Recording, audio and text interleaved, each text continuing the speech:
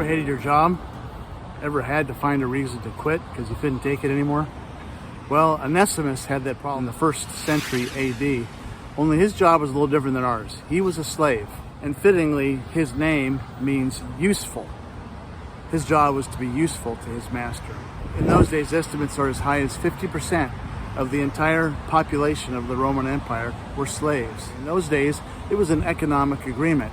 It was a way to get yourself out of a financial hole and into a place of stability. People would lease themselves for 7 years, sometimes longer, sometimes shorter. I would liken it to a college student signing up for the ROTC and getting a scholarship, and in exchange for that, serving 4 years in the military. He just ran.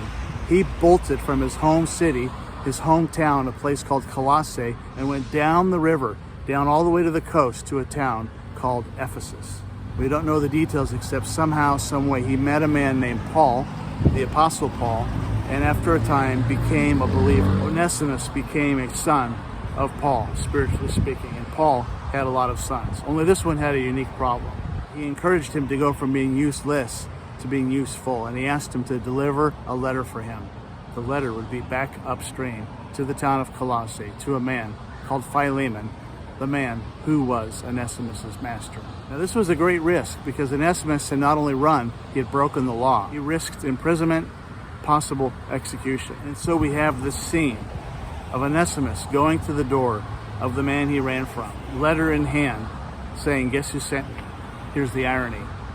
Philemon had also given his life to Jesus at the hands and at the ministry of Paul. Paul sending the slave back to the master, asking the master to set him free. 2 men in chains, 2 men deciding to become free, one by returning to his place of slavery, the other by making a decision to become free by loving and giving a man his freedom. Some people criticize the Bible for not openly speaking against slavery, and yet here we have a document, a letter, the shortest book of the Bible, where Paul is espousing exactly that, to set a slave free. Both Philemon and Onesimus had chains to be broken. Were they broken? We don't know and won't know until we meet them in heaven.